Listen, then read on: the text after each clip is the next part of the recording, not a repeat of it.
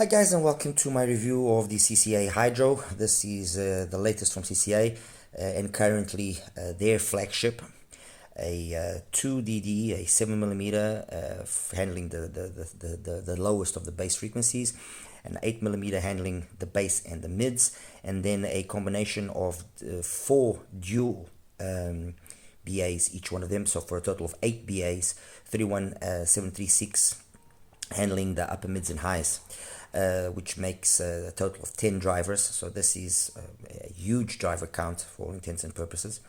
And it's got the tuning switches, as you can see, and this is you could say a continuation of what was begun a couple of months ago with the Rhapsody, with the Trio, with the ZV, with the ZS10 Pro 2 to a certain extent as well. So it's a continuation of that philosophy of tuning. And without wanting to jump ahead too much, I mean, it is the best implementation of that philosophy so far. But I'll delve into that in a little bit more detail in a couple of minutes. Anyway, as for the box, I'm not going to bother you with the box. It's the more premium black box that CCA has and KZ have. However, I did choose the one with this better cable, and it is, in my opinion, the only way that this IEM should actually be coming is with this better cable. And honestly, I think the majority of the better IEMs that KZ has, they should be coming with this cable. It just complements the whole package. I mean, we are talking $115 after all. So, this cable does. If there is a nitpick I have to put on the cable is, it's a pity they don't have nicer QDC terminals, and they actually could have chosen a nicer plug here for the actual connection. Maybe even made it a modular setup. That would have been nice. But anyway, overall, what I can say is that, the value for money is there. $115, yes, it's a lot of money. It's a lot of money when you consider it's a CCA and KZ products, which usually are more budget orientated. But it is, without a doubt, the build is there. It's the bigger shell that CCA and KZ uses. Is this the same shell basically as the Rhapsody, a little bit bigger than the Trios. It's a similar shell to what you see as well in the VZ10 and in the Symphony.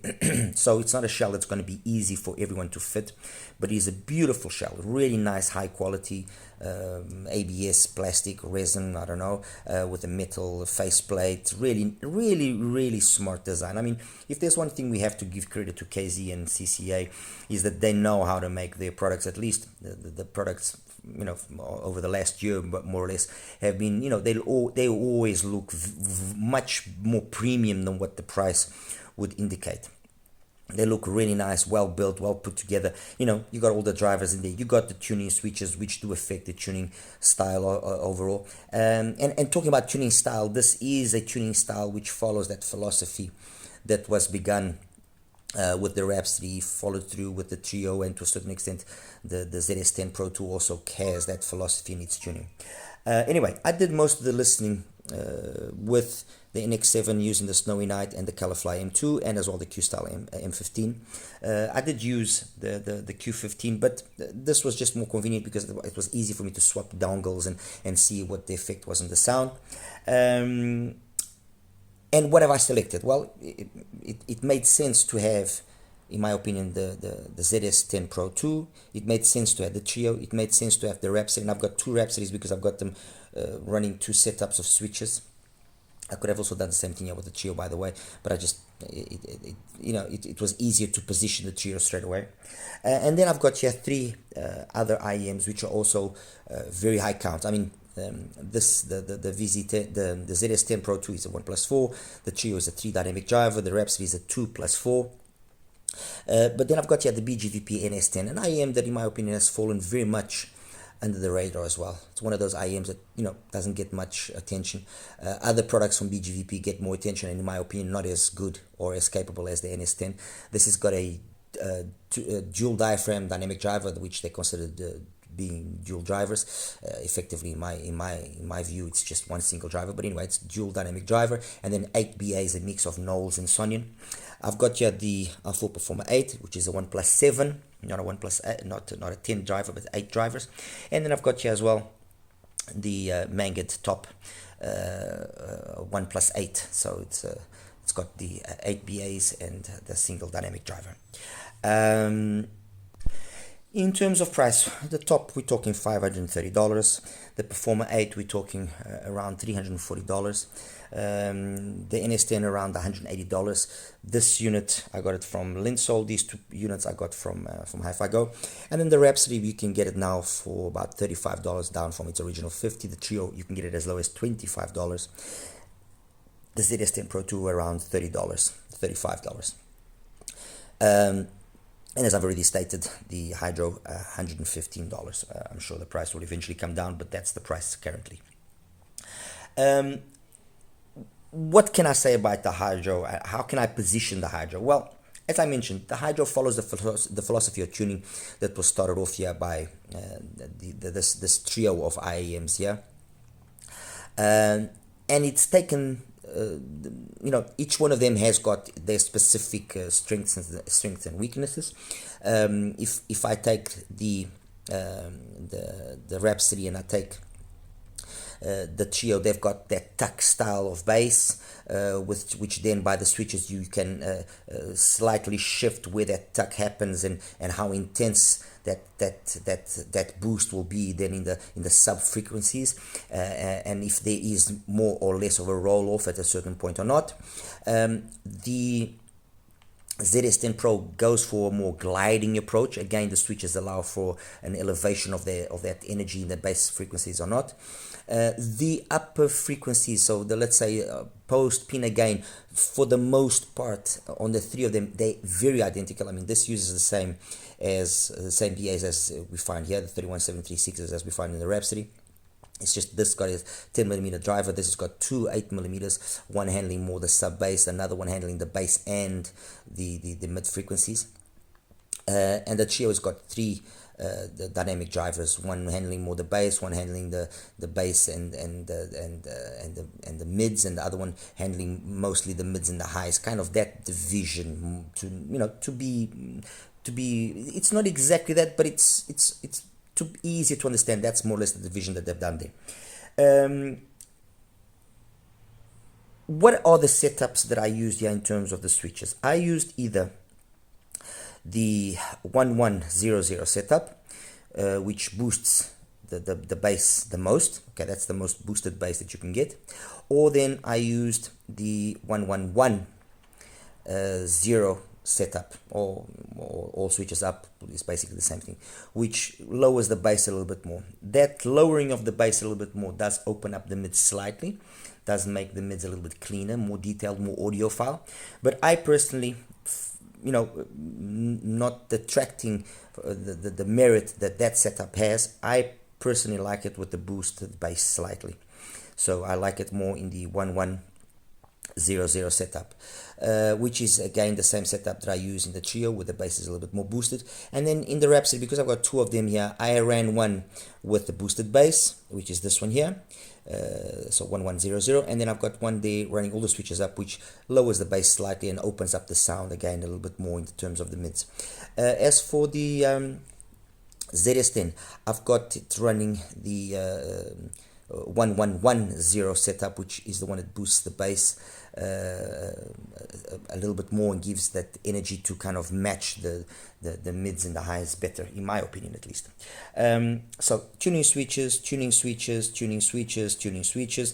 These ones here do not have any tuning switches, so you're basically stuck with what they have. There is adjustable nozzles here on the NS10, but the differences that they make are very minor, if at all noticeable. So I just left it with the silver tuning nozzle that it has.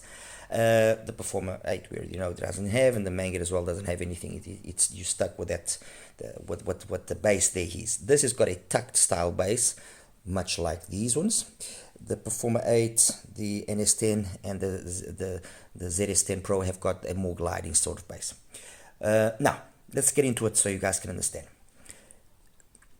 It's not so much in the bass, because then depending on which setting you're going to use, I mean, in this, if I compare it with this particular Rhapsody or the Trio, which has got the boosted bass, this boosted bass setup here compared to that, those two have got more bass.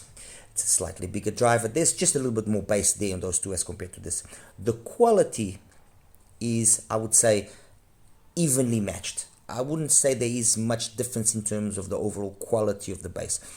If I run it in the setup where the bass is slightly reduced, then that there approximates itself not only in terms of quality but in terms of quantity as well to the bass. And the same thing happens here. If I also run it with the bass slightly lower, the quality and the quantity then becomes very similar between them.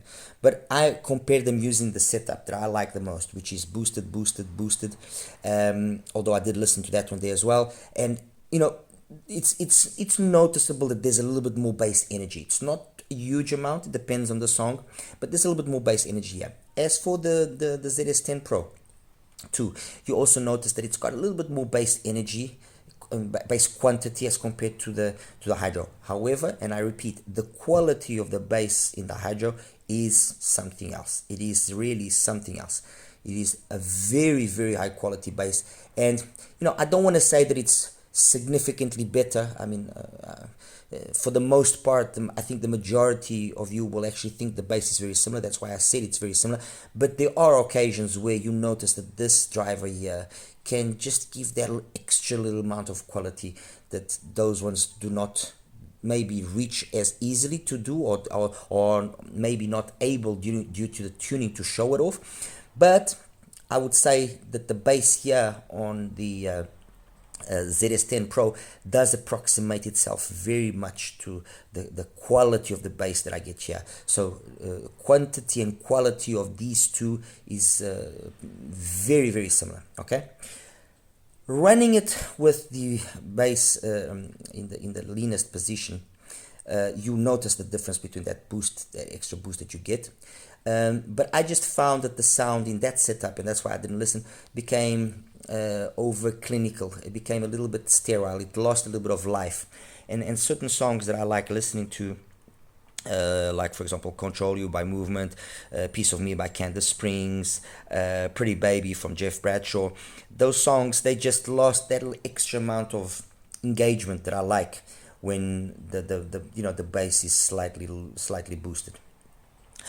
Some of you might say, oh, but the bass boosted, then it's not audiophile, it's going to be more colored, it's going to be...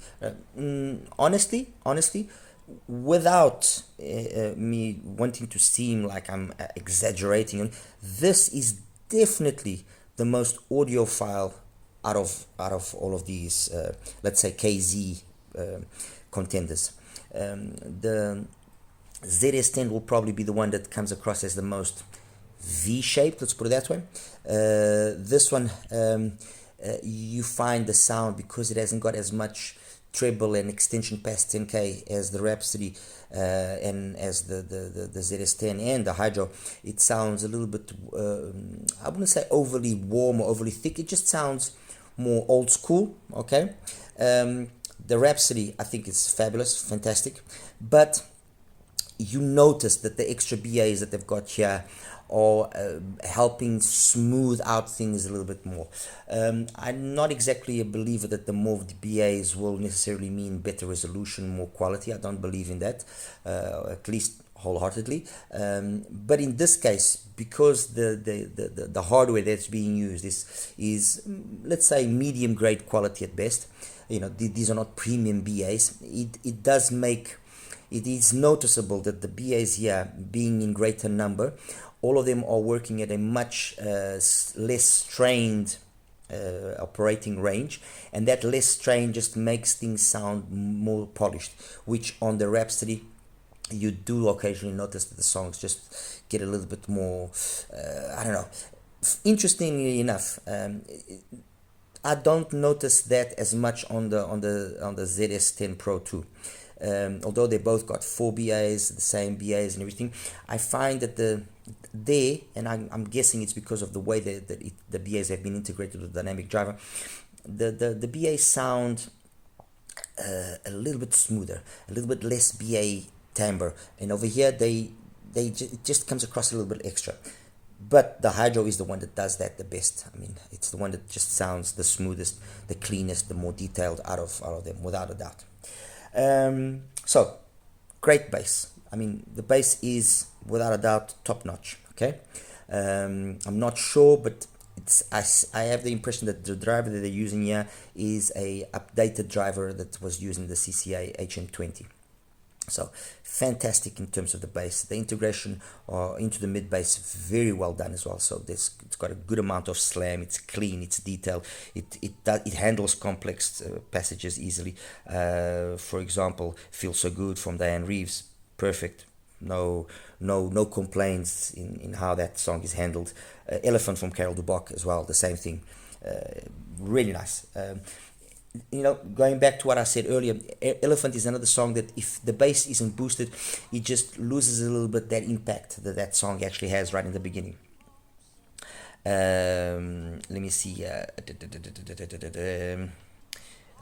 Even if I listen to something like, for example, "Drunken Divine" from Halbert Helbrich, which is a very bass heavy song, in the boosted setup, this does it justice. If it's not boosted, it just sounds a little bit lean. "Le Petit Prince" by Digby Jones, fantastic. "Promised Land" from Christopher Goes, fantastic. It just plays it beautifully. So bass is fine, mids perfect. I've got absolutely nothing to say about the mids. Both male and female vocals come across impeccably well. And then the higher frequency as well, perfect. There's just the right amount of energy, always. There's never an occasion, or there was never an occasion where I found that the Hydro kind of lost its cool. It scales extremely well. I would say it's probably,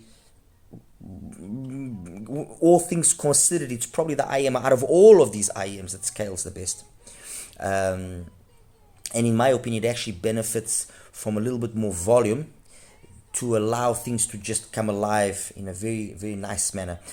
In the Rhapsody, once you start pushing the volume, you notice that slight lack of polish that I was mentioning earlier. The Trio, you find that when you start pushing it, it maybe becomes a little bit overpowering in terms of its darkness. And take darkness with a grain of salt. Okay, it just becomes overly maybe thick. The ZS10 Pro 2 actually does that job quite nicely. Does that balance again pretty good. But this is the best. And then where this truly shines is then up top in terms of its technicalities. The soundstage, imaging, detailed retrieval. The resolution that this offers is really something else. It's next level. Honestly, it's next level, and that's where I think those that will then sit down and listen to the Hydro properly and maybe compare it with one of these IEMs that are one of these other siblings of it, will then see where that price, where that extra money is going to. Obviously, I mean, $25 for a Trio or $35 for a Rhapsody. Same thing for a ZS10 Pro. You can't complain. I mean, those are excellent values. And I'm not going to now wholeheartedly say, no, this is worth 3 times the price of that, or this is got 3 times the performance of a Rhapsody. I wouldn't go that far. But that you do notice that there's a quantitative jump in performance. Definitely you notice it, and it's like I said, it's in the technical aspects of the Hydro's performance that you see that happening. Okay, now if then this is, you could say, a solid upgrade over these 3 KZ CCA offerings, the Trio, the ZS10 Pro, the Rhapsody, although like I said earlier as well, they've all got a particular style of sound that they've gone for. The Trio, more organic, more old school. The Rhapsody, highly detailed, very nicely executed tucked bass. ZS10, the same kind of vibe, but a gliding bass. It's kind of like I mentioned in my review for the ZS10 Pro 2, it's a dos cinco, cinco tres kind of situation. I found it more interesting and more impressive is how then the Hydro actually was able to stand up against more expensive IEMs. And although you do notice the differences, you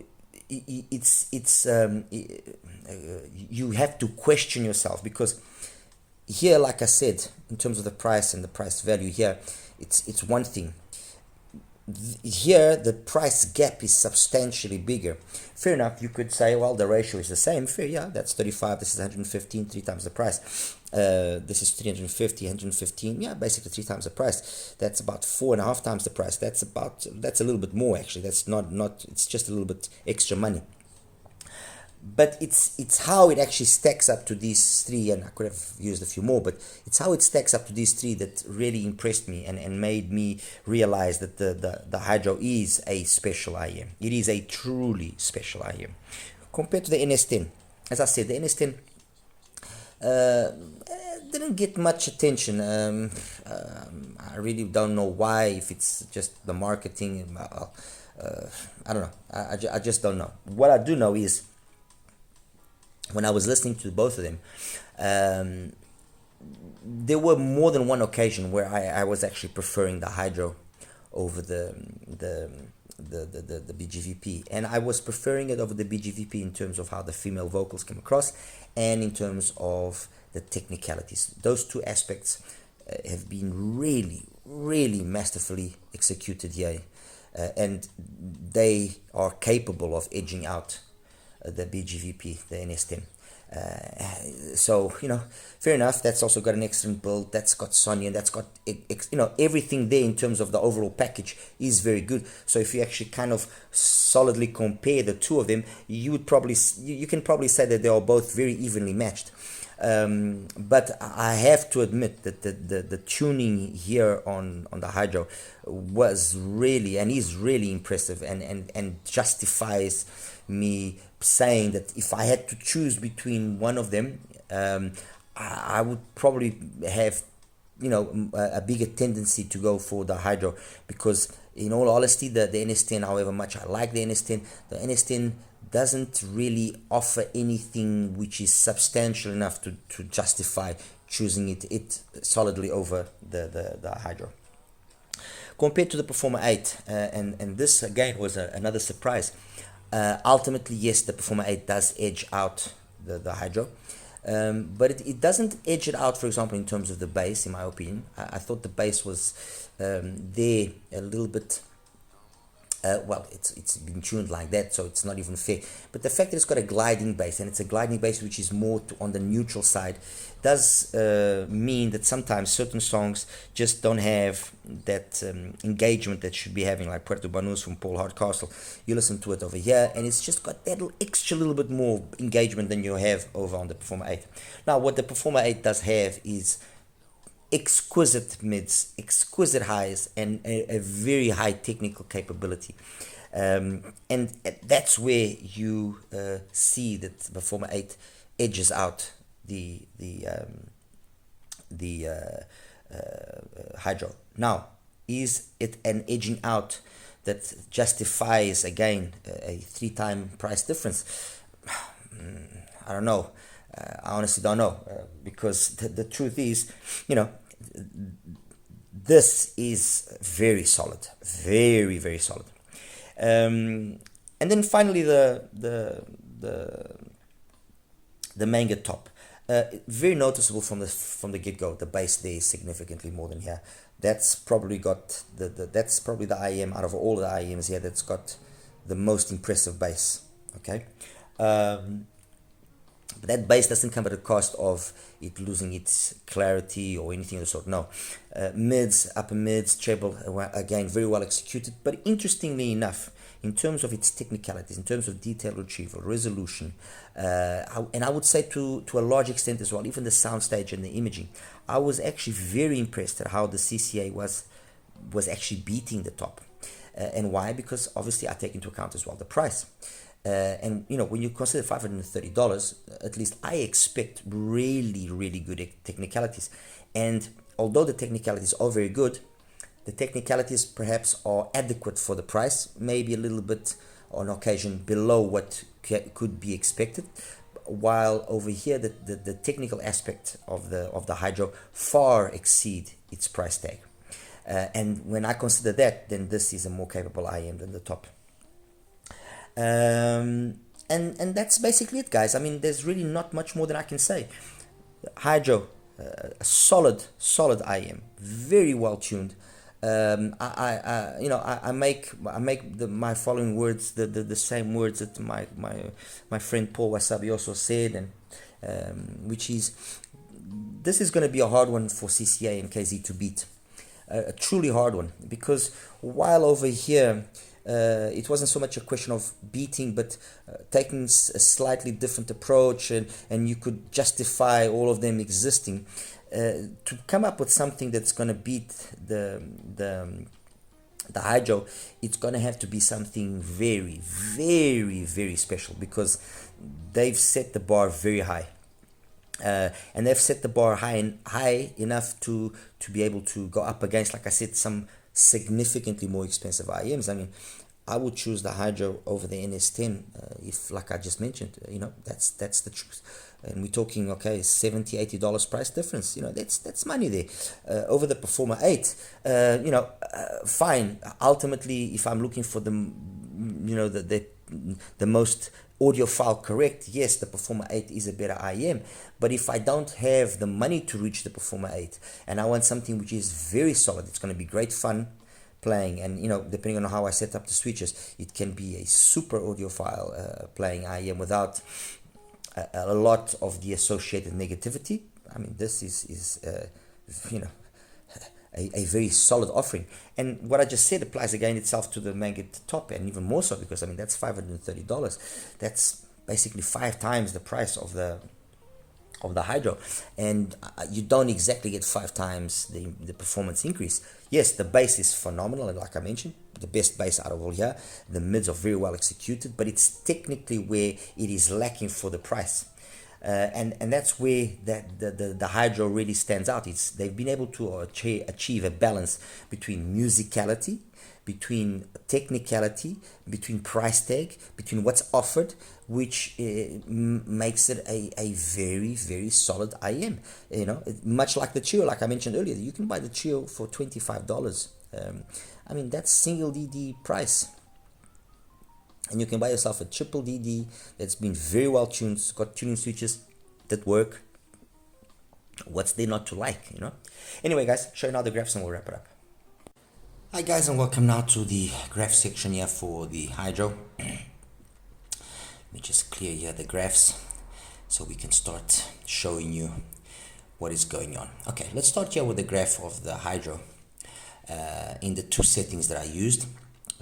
This setting here is the 1110 setting, and then there is the 1100 setting, which is the one that boosts the bass slightly. As you can see, basically the mids, upper mids and treble remain the same. Good extension past 10k, pinna peak at 3k. We're talking about a pinna gain of roughly 10 dBs.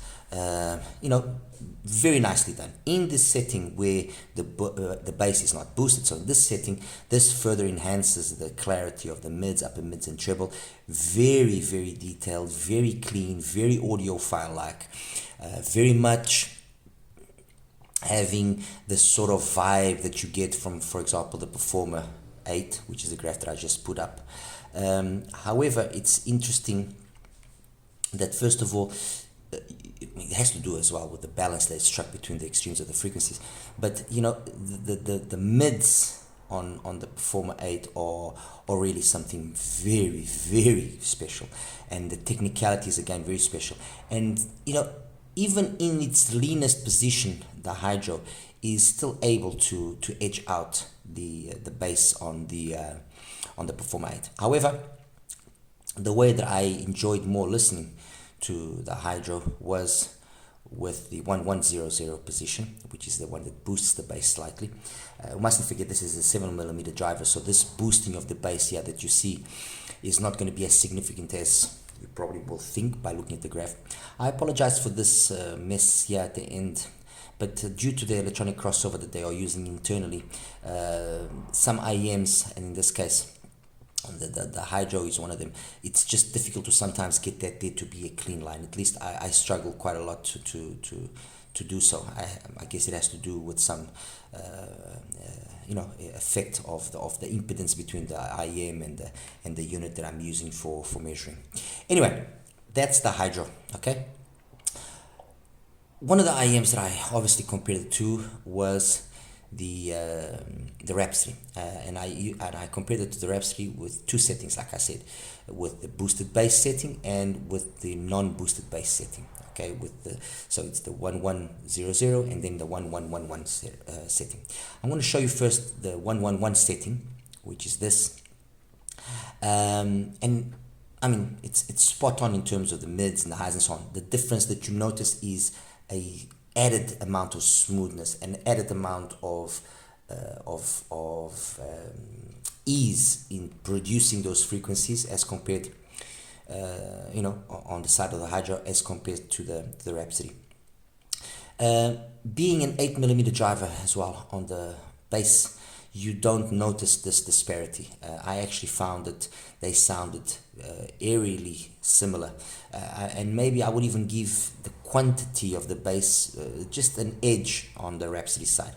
However, if I used the Rhapsody in the 1100 setting, so that the way the bass is boosted, and that's how I actually like listening to it, it's a completely different beast altogether. The mids, upper mids, and treble remain the same, as you can see between it and the Hydro, but the extra bass energy is definitely there. Yes, you might lose a little bit in terms of the balance, and it sounds a little more colored and so on, but I just absolutely adore the Rhapsody in this setup. I think the Rhapsody is a fantastic IM in this setup. The Hydro is the more polished one, undoubtedly, but the Rhapsody, does do a fantastic job. Okay. Compared now to the Trio, and again, the Trio has got two setups that you can use. You can either use it with the unboosted bass, as you can see in this situation, or you can use it with the boosted bass. Again, I prefer the boosted bass. It definitely has more bass energy than the Hydro. Again, noticeable. But because you don't have this extension up top, and because it's all being done, the meat of the the mids, upper mids, and treble are all being done by DDs as opposed to BA. What you notice then is that the overall sound is a more organic, more old school kind of sound, and not as clinical and clean and as ultimately detailed and as resolving as the sound of the Hydro. So, I mean, for $25, I'm not going to complain. That's the money that you get, that you can buy yourself a single DD, never mind a triple DD of this quality. But the Hydro does come out on top as being the overall better IM, more so technically and balanced in terms of the balance of the sound than anything else. Okay. And then finally the ZS10 Pro 2. The ZS10 Pro 2, again, there are two setups that I mainly used to listen to it. The one doesn't boost the bass, and the other boosts the bass. Oops, let me just align this last one here. My apologies. Okay. There we go. That's it. Now, obviously being a 10mm driver, there's a lot more energy than what you would think just by looking at the graph here. But the biggest difference that I at least picked up was that it's just more well executed, the upper mids and the treble on the Hydro as compared to the ZS10 Pro 2.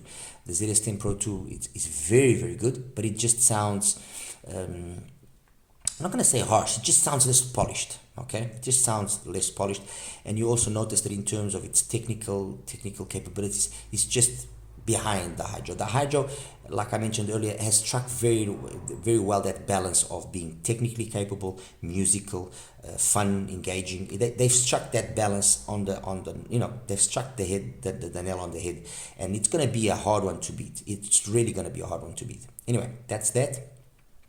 Let's now go on to then the other three IEMs that I selected. This is the BGVP, the NS10.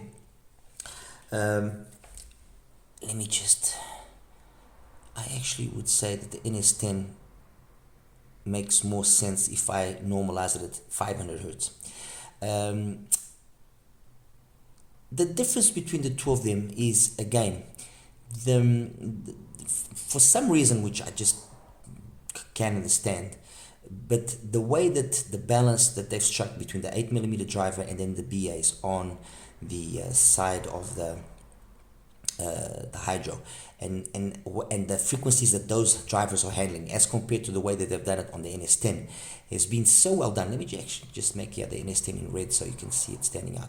It's just been so well done that the Hydro just, it just sounds really, really good. It sounds very, very good. Considering the price and everything, like I said earlier, this is a difficult choice, but ultimately, I think the Hydro will probably be the better choice, especially because the tuning switches do allow for that additional adaptation or adjustment of the sound, which the tuning nozzles on the side of the NS10 do not do. And like I said as well, the NS10 I think is a fantastic IM. I think it's a very, very under the radar IM. But it ultimately doesn't match the CCA Hydro. The CCA Hydro does edge it out. Okay, so that's that. Now, let's go here for the full, and let me just make it again a different color so we can see it stand out. That's the full. I've also normalized the full at 500 hertz. Let me just really adjust it there perfectly. Look, I'm just going to say what I really said earlier. The full gets beaten in terms of the bass. That's it. The bass on the Hydro is just very, very, I mean, even in the bass setting of the Hydro, where the bass is not boosted. So in this setup here, even in this setup, the bass on the Hydro is superior to the Performer 8. I mean, I'm not going to lie here and say it isn't. It is. It's superior. But then the Performer 8 shows its true colors is then in the way that the mids, upper mids, treble, and the technicalities come across. Is it a monumental difference that justifies the price difference? No, I'm not going to deny it. No, it isn't. But it's there. If you have a Performer 8, it's there. But the truth is the Hydro gives it a really good run for its money. Really, really good. And then finally, let's show you the Manga top. That's the top. Again, normalized at 500 hertz.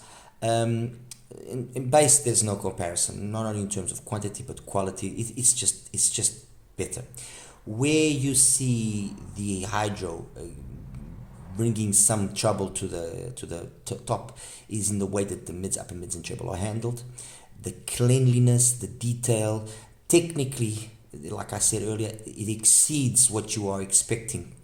And the graph, obviously the graphs don't show don't show the technical capabilities of an IM, they don't.